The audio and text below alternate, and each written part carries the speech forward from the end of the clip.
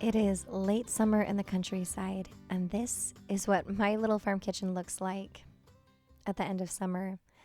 It's harvest season, and the kitchen is cluttered with boxes of ripening peaches and apples and peppers. And the fruit flies are a constant reminder that these things need to be made into something delicious. So I thought I would take you guys through a couple of days with me in the kitchen. It's going to be busy and it's going to be productive. We are starting this video out on a sunny, warm afternoon, and I need to get dinner made before I can get started with all of my projects. You can probably tell I've been a little under the weather. My voice is not what it normally is, so I've got my tea with me with some honey and some lemon, and we're just going to make the best of it. I love being able to use whatever we have in the kitchen for all of our meals. And so for dinner tonight, I'm putting together some Korean beef stir fry with flavors of sesame oil and coconut minos, some dark mushroom soy sauce, some brown sugar and garlic. And I have to say, I went a little heavy on the sauce. And I'm using eggplant and peppers and onions and ground beef. And I've cooked up some brown rice in the Instapot. And so whenever I'm trying to think of something that's super quick, that uses a lot of veggie and is fresh, I often go to a stir fry.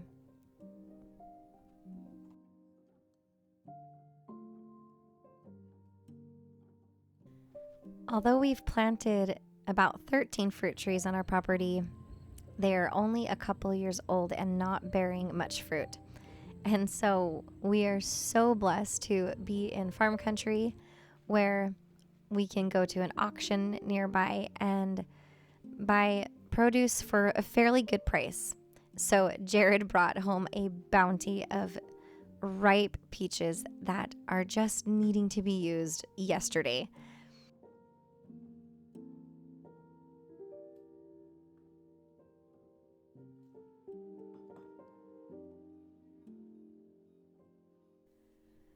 So I'm starting out by just getting a big stock pot of boiling water going, and I like to blanch my peaches. No matter what I'm making with the peaches, I usually give them a blanch. It's just so much easier to peel the skin off once they've been blanched. And I'm going to be making some peach jam. We are fairly new to this area, and I feel like I haven't found a good source of strawberries or mini berries to go pick, enough to at least to make jam for a whole year. So I feel like peaches are a great fallback. It's kind of a staple in the farmhouse pantry because I usually can get a lot of peaches, and they go really far, and I can make a lot of jam. It's just something good to have in the pantry all year long.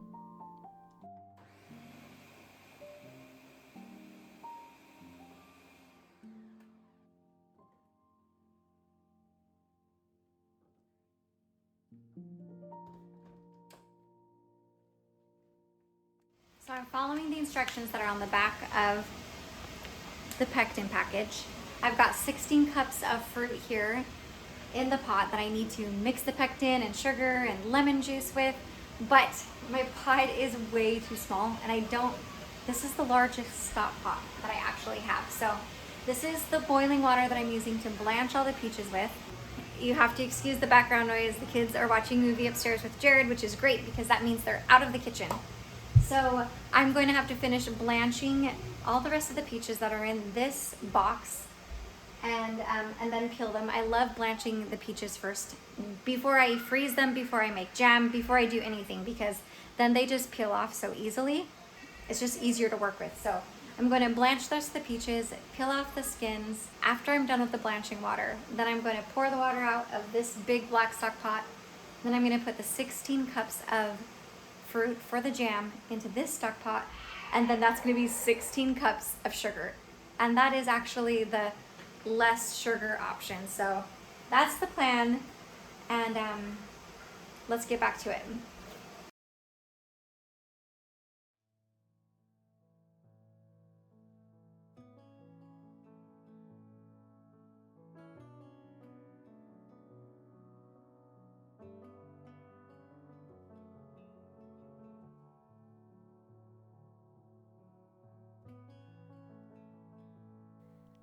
There's something that's so absolutely satisfying about using the produce that you have been given and making something delicious out of it for your family. It's just one of the many gifts of the homemaker of the home. So here we are on the following morning. I have got the peach jam all made up. And for breakfast, we are having a German pancake or a Dutch baby. And I've sliced some peaches in here. I'm sprinkling it with some cinnamon. And that's what we will be having for breakfast.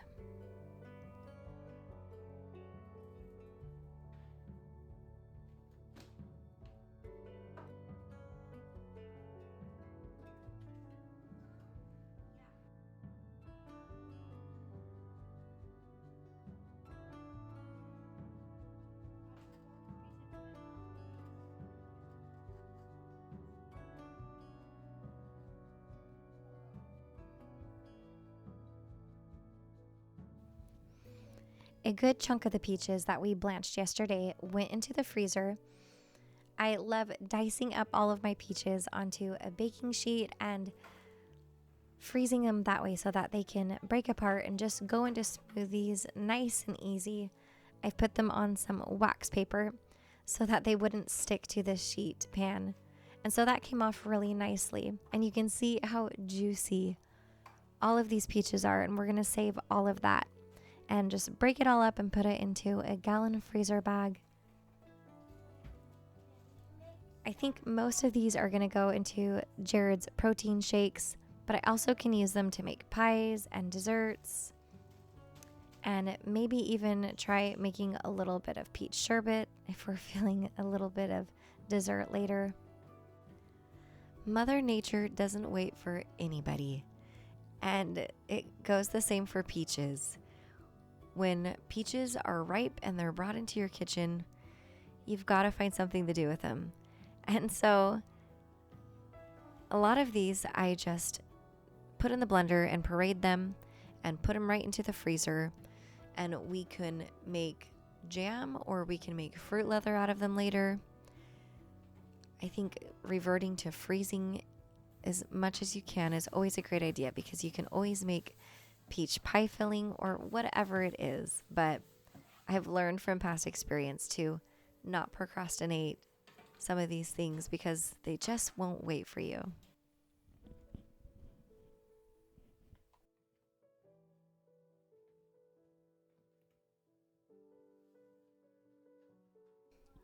I remember my grandma's food storage in the basement being full of canned peaches and green beans and all sorts of, well, maybe mysterious things. But I'm so grateful that my mother also did some canning in the home. And so I feel like in today's world, canning is more of a choice. Just about anything we can, of course, get from the store, but I find it such a blessing to be able to use all of the bountiful produce that there really is at our fingertips. Not just to use it so it doesn't go to waste, but also to have that knowledge and experience.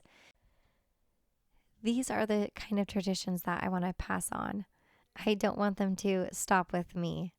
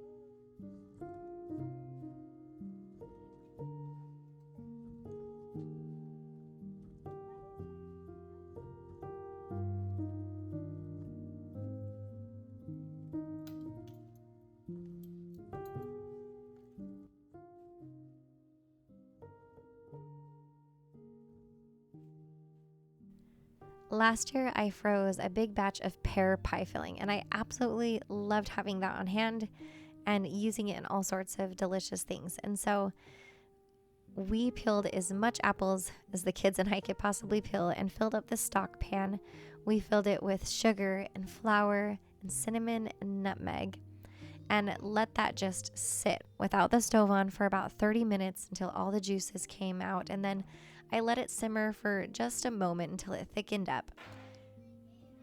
And then put about 6 cups in each gallon freezer bag. That's what fills a pie, is about 6 cups. And so I thought I would also put together a couple pies for a couple things that are going on this week.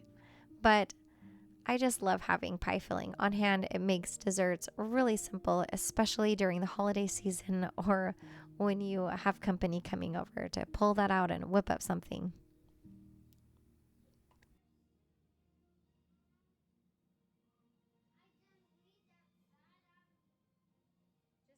Now we're going to go on to making some peach salsa.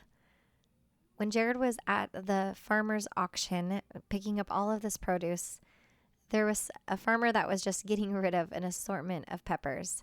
So this box of peppers has wax peppers and banana peppers, some jalapenos, and mostly bell peppers. So I need to keep finding things to put all these peppers in. So we're going to whip up some peach salsa. I will make sure to put this recipe down in the description box below. It called for 3 tablespoons of honey. I did actually add about 1/4 to 1/3 cup of sugar to this recipe. I like mine a little bit sweeter. And I also added some salt. The recipe book that I'm using is a ball canning book recipe that my grandmother actually gave to me when I got married. But most of the recipes don't actually call for salt. So I added about a teaspoon of salt to this recipe as well, just to balance out the sweetness. And in my opinion, salsa always needs salt. You're supposed to let the salsa just simmer here on the stove for a little bit and let it thicken up so it's not too runny. I did see another recipe, though, that asked for some pectin. I'm all out of pectin at the moment, but I did add a little pack of gelatin to this just to see if that would help it thicken up just a little bit. And it definitely wasn't a jelly. It didn't thicken up a ton, but I did find the salsa to be a nice texture. It was a little bit thicker. It's days like these that I'm so glad that there's something frozen in the freezer to have for dinner. So I've pulled out some frozen pulled pork and some frozen rice, and I'm just heating that up. We're going to pull out some tortillas and a bunch of burrito fixings, and we're going to try out our peach salsa on some burritos for dinner. If you're a fan of peach salsa, you're going to love this recipe. It was so good. My aunt who came to visit just after making this salsa loved it. In fact, she took some to her family that she was going to be seeing after us so that they could enjoy it as well. It was really, really good.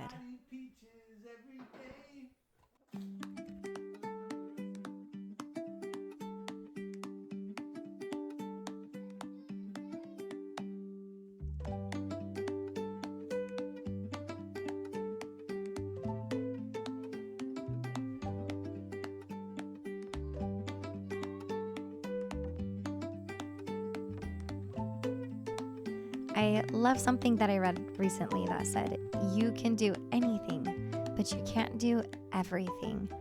And I really felt that to be so true these past couple of days, just wanting to do so many things, but realizing that I really cannot run faster than I'm able. But this is what we were able to accomplish, and I'm really happy that we were able to go through 2 bushels of peaches. There are still lots of apples to go through and tomatoes, but it will eventually get done. I also have some peach puree. This is so that we can make some fruit leather later on in the dehydrator. So we've got 3-gallon bags of those. And then we have 3 apple pie fillings. I love to use apple pie fillings for all sorts of things, and one of my favorite things to do is actually put it in the Dutch oven and pour a sourdough pancake all over it. and it's a sourdough apple pie pancake. It's delicious. And these are 2 apple pies. One is for a church potluck, and then I also have company this weekend. My aunt is coming to visit, so I am going to put this in the fridge and serve it to our company. I still have plenty that we need to go through, but this is all we're gonna be able to do for today's video. I have loads and loads of peppers that I need to go through. We're probably gonna do some pepper jelly, put it in salsa, and freeze whatever's left. I also have 3 pecks or 3 bags of apples that I need to go through. We'll probably make some apple butter, maybe some applesauce, just snack on those, and lots of tomatoes and lots of basil that I need to make into pesto. So that will be for another time.